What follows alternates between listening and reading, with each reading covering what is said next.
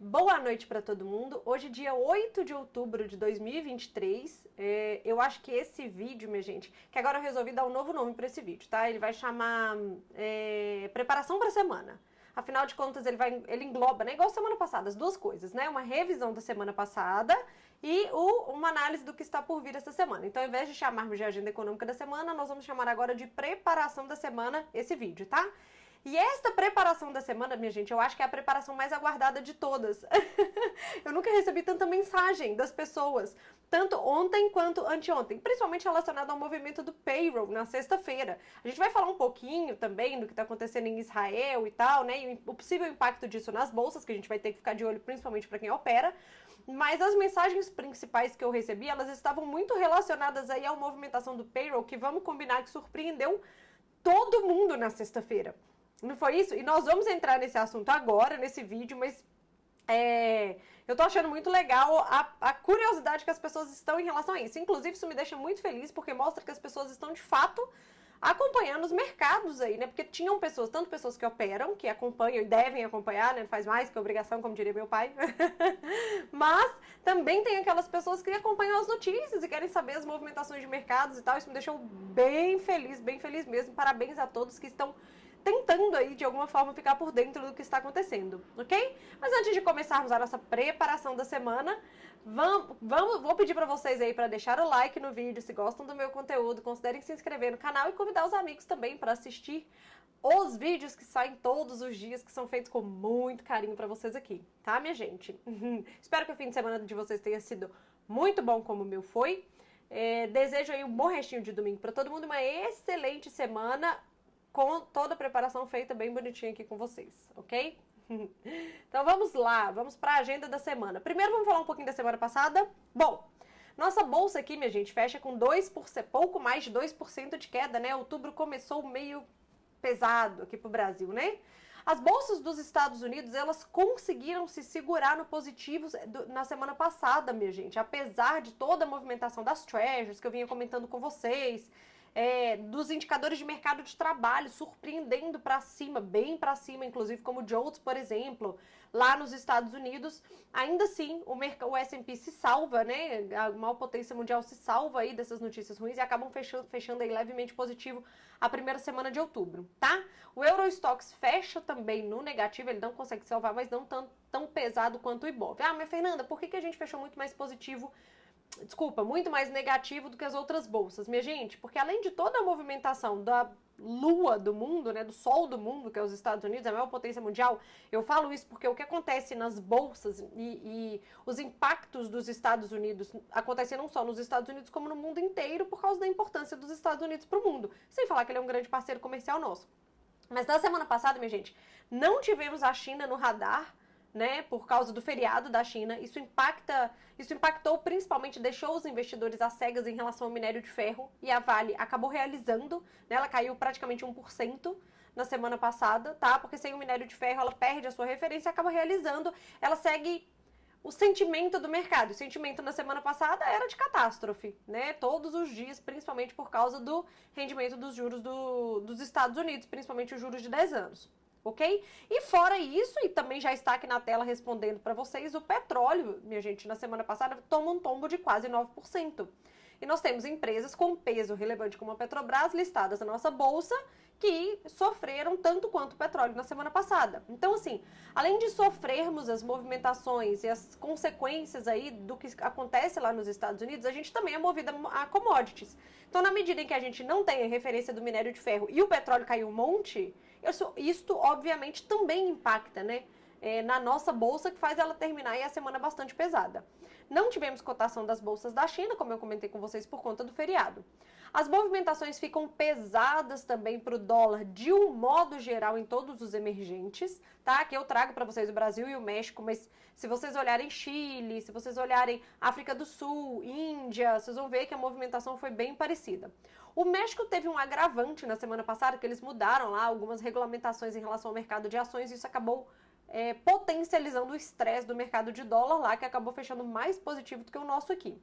E o DXY, que é a cesta de moedas aí em relação a outros países desenvolvidos, principalmente aí, fecha bem dentro da estabilidade, tá? Ele oscila para cima, ele sobe bastante.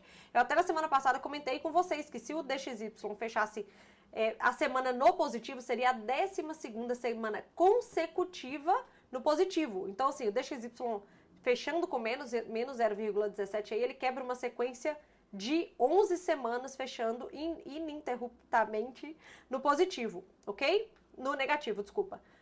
No positivo, desculpa, o dólar no positivo, né? Aqui na última semana ele quebra essa sequência. Então, esse é o panorama que nós temos da última semana. Um dos fatores aí que corrobora para isso daqui, eu já comentei com vocês, são as commodities, tá? O petróleo, ele finalmente sente aí, dado que na semana passada, na reunião mensal da OPEP, não teve alteração em relação ao que já havia sido dito, tá? O petróleo e os estoques dos Estados Unidos estão mais altos, tá? Essas duas coisas se somam.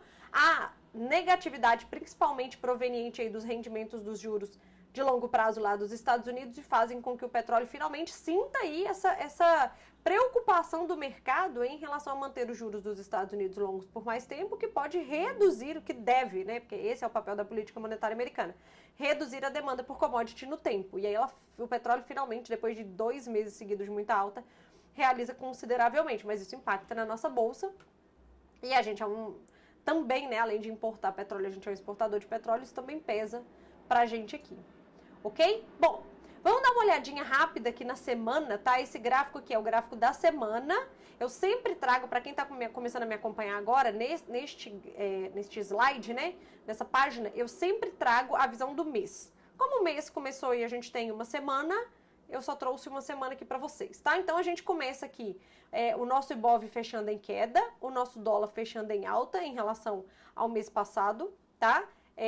A gente começa a semana com a nossa bolsa, não só a nossa bolsa, as bolsas do mundo inteiro pesando por causa do comportamento, principalmente da Treasury dos Estados Unidos, que continuou sua sequência de alta, que vinha de 2 semanas atrás, tá? Eu trouxe uma análise da Treasury aqui para vocês especificamente, junto com o payroll. E além disso também a queda do petróleo já começa na segunda-feira, tá? Aqui eu escrevi Treasury, mas a nossa bolsa já começa a sentir o petróleo na segunda-feira. Terça-feira, minha gente, a gente tem, e o dólar faz o movimento contrário, tá? Do que eu tô falando na bolsa para vocês aqui. Terça-feira a gente tem o JOLTS, que é a oferta de emprego JOLTS, surpreendendo absurdamente para cima, lá nos Estados Unidos, mostrando que o mercado de trabalho dos Estados Unidos está aquecido, e isto é inflacionário, e isto corrobora com o discurso hawkish dos membros do Banco Central americano de que os juros precisam ser mantido alto por mais tempo e quiçá ter uma nova alta ainda este ano, tá? Então o JOLTS assusta o mercado. Na terça-feira, sai o ADP, tá? Que há um tempo atrás já foi considerada a prévia do payroll, mas hoje não mais. Esse ADP, ele veio muito fraco, contrapondo completamente ao dado muito forte do JOLTS, mas na quarta-feira, vocês podem ver que o mercado ficou de lado, tá? O mercado ficou de lado, ó. Tanto no dólar quanto a nossa bolsa. Oscilou para cima, para baixo, mas ficou de lado, né? O que acontece, minha gente? Eu tinha comentado isso com vocês no resumão de quarta-feira. Ano passado, isso de fato aconteceu mais uma vez.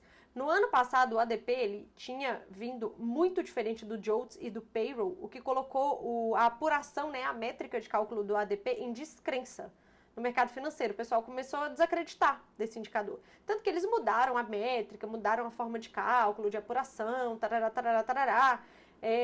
E aparentemente não resolveu. Vocês podem ver, nós vamos falar do payroll, que o payroll em si, relatório de empregos mesmo, ele veio muito forte, alinhado com o JOLTS, alinhado com pedidos iniciais de seguro-desemprego, completamente oposto ao ADP. Quando o indicador do ADP saiu muito fraco na quarta-feira, o mercado reage, mas depois começam a aparecer vários analistas falando assim, será que esse número está certo? Será que esse número... Não é que o número está errado, é o questionamento em relação à métrica, tá? A métrica do ADP, ela mais uma vez caiu em descrença no mercado, tá? Tudo bem que o mercado de trabalho, eu tinha comentado isso com vocês, é um tema que está no radar e o mercado vai acompanhar tudo que se refere a mercado de trabalho. Por exemplo, uma coisa que eu tenho feito com vocês aqui é quando sai o PMI, saiu inclusive na segunda-feira aqui, por exemplo, o PMI ISM industrial dos Estados Unidos. A gente abre ele juntos aqui e a gente sempre olha a linha de employment, de emprego, que aparece dentro do PMI. Inclusive, ele mesmo já tinha mostrado força. Tá? Então o ADP ele veio completamente fora da casinha, né? Mais uma vez, isso já tinha acontecido uma vez no ano passado, eu comentei isso com vocês. Então o mercado falou assim, cara, vou esperar o payroll em posição defensiva. Bolsa para baixo, dólar para cima. Então, o mercado foi para o payroll posicionado, acreditando muito mais no JOLTS do que no ADP. Quando chega na quinta-feira, sai pedidos iniciais de seguro-desemprego e eles mantêm, né? Eles vêm aí na média de 200 mil, que é um número muito baixo para o histórico dos Estados Unidos, corrobora com o discurso de que o mercado de trabalho americano está forte, e isso é inflacionário. E aí, opa, eu passei o slide aqui antes. Vamos lá. E aí, na sexta-feira, a gente veio o payroll. Aí, antes da gente ir para o próximo slide, a gente tem, na hora que o payroll sai, a primeira reação dos mercados é bolsa para baixo, dólar para cima. E isso no mundo inteiro. Estou trazendo para vocês aqui o gráfico do Brasil, mas isso é no mundo inteiro. E por que que a gente teve esse cavalo de pau aqui, essa super virada nos mercados, com a bolsa saindo do negativo e fechando no positivo, e o dólar saindo do positivo e fechando no negativo? Bom, aqui eu trouxe para vocês, dá para ver? Dá. Aqui eu trouxe para vocês um quadradinho do Investing. Esse daqui é o payroll de sexta-feira. E marquei alguns destaques. Vamos lá, minha gente. A primeira coisa que o mercado faz, não à toa que todo mundo fala, sexta é o payroll é o grande indicador e tal, não. A primeira coisa que o mercado olha, obviamente, é o relatório de empregos privados payroll, tá? Era esperado 160 mil vagas e nós tivemos um relatório de 263 mil vagas. E o número do mês passado foi 177. Então, um salto, minha gente. Foi um salto muito grande. Assustou o mercado tanto quanto o JOLTS, tá? Só que o que acontece? E essa análise parece muito com a análise do PMI SM industrial que nós fizemos na segunda-feira passada. Quem não se lembra, vai lá e assiste o vídeo de segunda-feira, que a análise é bem parecida. Quando a gente olha aqui a quantidade de vagas, legal. Quando a gente olha a inflação destas vagas, elas vieram abaixo do que o mercado esperava. Então, o ganho médio por hora trabalhada, que é a inflação do mercado de trabalho, né? O mercado esperava 0,3, ela vem 0,2. Ela não aumentou. Olha só, minha gente, nós tivemos um aumento considerável da quantidade de vagas, mas o ganho médio por hora trabalhado não mudou. Tá? O mercado esperava ter um aumento e não teve. O salário médio por hora, por ano, o ano a ano, ele também veio abaixo do que o mercado esperava. Então, a inflação do mercado de trabalho surpreendeu o mercado para baixo, por mais que mais vagas tenham sido criadas. E a taxa de desemprego também. O mercado esperava que houvesse uma queda na taxa de desemprego e não houve, tá? Então, nós tivemos... Qual foi a leitura do mercado? Foi parecida com o PMI SM industrial de segunda-feira. Qual que é a leitura do mercado? O mercado entendeu o seguinte, cara, a primeira reação, número muito forte, a lá JOLTS, número muito forte. Na hora que ele para olhar no que diz respeito à inflação, veio melhor do que o mercado esperava. E é esta a segunda reação que o mercado tem, de positividade para a bolsa e negatividade para o dólar. Então, minha gente, o que a gente pode concluir disso daqui? No frigir dos ovos, o mercado está mais preocupado com a inflação do que o reaquecimento da atividade. Olha, a atividade até pode reaquecer, tá tudo bem, desde que esse reaquecimento não seja inflacionário. E aí a gente tem o discurso do soft landing, agora tem vários outros termos que estão inventando por aí sobre o fato de os Estados Unidos, talvez, controlar a inflação americana sem com que ele precise desaquecer demais a atividade por lá. Sem que ele precise elevar o desemprego demais, sem que ele precise que os indicadores todos de atividade sejam bem fracos e tal, para que a inflação comece a ser controlada por lá, tá? E aí, por que eu tô falando isso tudo para vocês? Porque isso coloca nos dados de inflação um peso muito maior do que o que tinha antes. A interpretação do payroll de sexta-feira, baseado nisso que eu falei com vocês, dá um peso muito maior para o indicador de inflação dos Estados Unidos, que vai sair quando? Quinta-feira. Então, minha gente, se o CPI de quinta-feira dos Estados Unidos já tinha uma importância, afinal de contas, né, o tema do momento é a política monetária dos Estados Unidos e o controle da inflação por lá, agora, depois deste payroll e desta movimentação de sexta-feira, este CPI ganha muito mais peso, ok? Então, o mercado ele olhou com bons olhos para a inflação do emprego, para taxa de desemprego. E falou, ok, eu posso ter mais vagas, mas a inflação aparentemente não está vindo a reboque. E isso vai se confirmar quando? Quinta-feira que vem. Aqui nesse gráfico que eu trouxe para vocês é a mesma coisa, tá? São os juros de 10 anos, o rendimento dos juros de 10 anos dos Estados Unidos. Aqui tem um horizonte desde 2008, só para mostrar o seguinte para vocês, minha gente. Saiu o payroll, o mercado assustou, juros para cima dos Estados Unidos, bolsa para baixo, dólar para cima, né? Aí o mercado foi olhar os outros indicadores, ganho médio por hora trabalhada e taxa de desemprego. Opa, esses números vieram bons, melhores do que o mercado esperava. E os juros devolve toda essa alta. Tá? Então a gente vê esse movimento, esse aqui é um zoom do gráfico de baixo. Então a gente vê esse movimento muito claramente aqui. Agora, o que eu quero ressaltar para vocês? Vamos dar um zoom out nos juros dos Estados Unidos. Quando a gente dá um zoom out, a gente percebe, minha gente, que nós estamos ainda nos patamares de 2007 e 2008. Então, assim, teve uma realização dos juros? Teve. Legal, as bolsas comemoraram, fecharam no positivo na sexta-feira, o dólar no negativo, trouxe um alívio para os mercados momentâneo? Trouxe. Mas ainda estamos falando de juros americanos nos patamares da época da crise do subprime. Então, assim, atenção, que esse suspiro de sexta-feira, ele não necessariamente significa que agora as bolsas vão subir loucamente. Não, tá? Estamos ainda em patamares muito altos dos treasuries dos Estados Unidos. Ok? Dito isto, vamos para a agenda da semana. Bom, aqui no Brasil, na segunda-feira nós temos feriado no Japão, tá? Produção industrial na Alemanha. Aqui no Brasil, Boletim Focus, como sai toda segunda-feira. E amanhã vai ser feriado nos Estados Unidos, tá? Neste feriado de amanhã não é a bolsa inteira que fecha, é só a parte de renda fixa, de títulos. Mas, de qualquer forma, a liquidez das bolsas fica bastante reduzida, por mais que os mercados estejam abertos, tirando a parte de renda fixa, tá? E essa semana vai ter uma reunião do FMI que vai acontecer todos os dias dessa semana. Não costuma fazer preço no mercado, mas às vezes uma fala ou outra de alguém do FMI, algum anúncio lá, algum estudo que eles fizeram e divulgam, podem animar ou desanimar momentaneamente alguma bolsa. Então, por isso que eu coloquei aqui no radar de vocês. É a semana inteira. Terça-feira a gente não tem nenhum indicador relevante no mundo. Quarta-feira, CPI na Alemanha, que é a inflação ao consumidor, PPI, que é a inflação ao produtor nos Estados Unidos, e a ata do FONC. Lembrando que a última reunião de decisão de política monetária dos Estados Unidos foi quando os membros do Banco Central americano começaram a ter um discurso muito mais hawkish, né? Naquele gráfico de pontos que eu mostrei para vocês naquele dia, mostra que os membros do FONC, eles estão muito mais adeptos agora, mais uma alta de juros ainda este ano, e manter os juros altos por muito mais tempo, tá? Do que se a gente pegar o gráfico de pontos da reunião anterior. Então, assim, todo o FONC, toda a reunião de política monetária dos Estados Unidos, a última, ela foi num ar muito mais hawkish do que a penúltima. E agora vai sair a ata dessa reunião, o mercado vai querer acompanhar de perto. Quarta-feira a gente tem o IPCA aqui do Brasil, tá, minha gente? Só um parênteses muito rápido aqui em relação ao IPCA.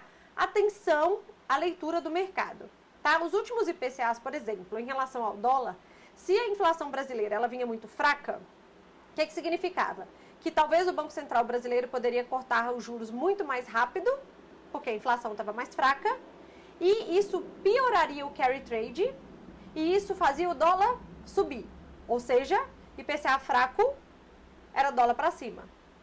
Cuidado, que talvez essa relação possa mudar, ou talvez já tenha mudado. Então, atenção a isto, tá? Para quem já estava operando com essa correlação, pare e pense um pouco com calma. Por quê? Que cenário que nós temos agora no mundo? Nós temos os juros americanos muito altos, isso já piora o carry trade, tá? Nós temos alguns dados inflacionários no Brasil, mostrando um reaquecimento da atividade. Nós temos dados de trabalho aqui do Brasil também mais fortes, dados de atividade dando uma respirada aqui no Brasil, tá? Mas, principalmente, o mercado ele tem olhado com mais cautela em relação a cortes de juros aqui no Brasil, principalmente em relação aos juros americanos. Não dá para cortar demais, porque senão o carry trade não vai fazer o menor sentido para o nosso país e aí o dólar vai subir loucamente. Então, uma inflação mais alta no Brasil, ela pode trazer um alívio de que esse carry trade, de que os juros do Brasil possam não ser cortados em 0,5 nas próximas reuniões e 0,25. Há quem diga no mercado que pode ser que o Banco Central brasileiro mude de ideia e faça corte de 0,25 base points nas duas próximas reuniões, ao invés de 0,5, principalmente por conta desses juros americanos que estão muito altos.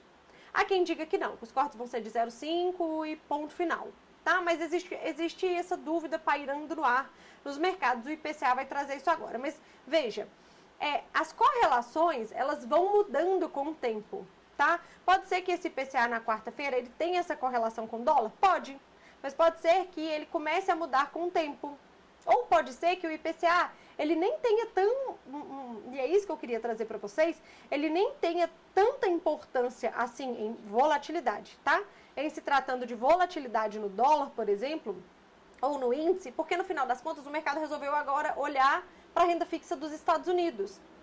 E aí a inflação daqui, se vier principalmente em linha ou algo muito próximo do que o mercado espera, talvez não faça aquela movimentação que nos últimos meses fez. E é isso que eu quero trazer para vocês. Tá? Mas atenção, vamos acompanhar de perto. Na China a gente também vai ter novos empréstimos saindo na quarta-feira. Quinta-feira, nos Estados Unidos, pedidos iniciais de seguro-desemprego, que sai toda semana. E o CPI. Poxa, eu fiz toda uma narrativa para vocês aqui em relação à interpretação do payroll para falar da importância desse indicador aqui, lá nos Estados Unidos. O PPI também, mas o CPI muito mais. Aqui no Brasil, na quinta-feira é feriado. Na China também sai PPI, CPI, balança comercial. E no Reino Unido, a gente tem PIB e produção industrial. Na sexta-feira, a gente tem produção industrial na zona do euro. E nos Estados Unidos, as prévias aí de confiança do consumidor e expectativa da inflação, os dois de Michigan. Tá? Bom, falamos da semana passada, falamos da agenda econômica desta semana aqui no Brasil e no mundo, né? O que a gente tem que ficar atento, minha gente? Bom, todo mundo, obviamente, está acompanhando o ataque terrorista do grupo Hamas em Israel e da retaliação que Israel está fazendo agora. E alguns países, principalmente por lá, Irã e etc., já começaram a se posicionar em relação a essa guerra, tá? Cautela essa semana, minha gente, porque o mercado terá cautela. Acompanhem como é que as bolsas... Quem abre primeiro, né? Abre agora à noite, né? Quem abre primeiro? As bolsas da Ásia, o dólar no mundo, o petróleo, tá? Acompanhe a movimentação desses ativos para entender o impacto, se vai haver e qual a proporção desse impacto nos ativos que podem impactar os ativos que você opera. Se impacta petróleo, impacta Petrobras, por exemplo, tá? Como é que o dólar vai reagir? Como é que o ouro vai reagir? Acompanhem isto e tenham cautela em relação a este tema. Porque por mais que ainda seja um confronto localizado, né, ele não se espalhou, os posicionamentos dos países podem trazer volatilidade nos mercados. E o mercado já está muito sensível.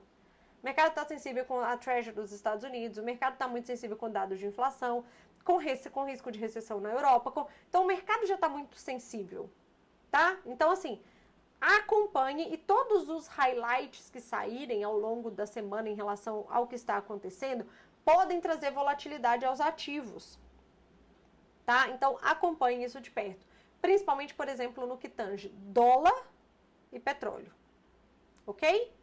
Bom, para finalizar, então, essa semana, minha gente, começa aí a temporada de balanços lá nos Estados Unidos, tá? E já na sexta-feira a gente vai ter o balanço do JP Morgan, do Citigroup e da Wells Fargo, Bank, ok? Então, assim, são balanços importantes que podem impactar, inclusive, os bancos aqui do Brasil. Isso na sexta-feira. Então, inicia-se a temporada de balanços dos Estados Unidos, já começa do Brasil aqui também, que traz volatilidade para a nossa bolsa. Ok? Bom, deixa eu voltar para a tela grande. Bom, é isso. Espero que tenham entendido a revisão da semana passada. Espero que tenham entendido o que está por vir, a importância que o drive da semana, que é o CPI lá nos Estados Unidos, ganhou depois desse payroll, tá? Espero que tenham entendido a cautela, principalmente para quem opera, que precisa ter em relação a um ponto, a um tema geopolítico delicado, tá? Pode não fazer preço, pode não fazer agora, mas ao decorrer da semana, notícias podem trazer volatilidade, então é para ficar atento em relação à abertura dos mercados hoje à noite e também ao que está por vir ao longo dessa semana. Precisa acompanhar assuntos geopolíticos quem opera sim, tá? E aos balanços que vão começar agora. Então, bastante coisa para acontecer esses dias aí. Atenção à falta de liquidez de amanhã por causa do feriado nos Estados Unidos também, tá, minha gente? É isso. Desejo uma boa semana para todo mundo, um bom restinho de domingo. De novo, se gostaram do conteúdo, considerem deixar aquele like e até amanhã. Beijo!